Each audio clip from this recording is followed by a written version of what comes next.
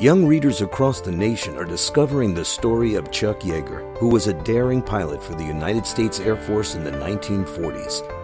He loved to test new planes and to fly air shows, and he was chosen to pilot the exotic X-1 rocket plane through the very dangerous sound barrier.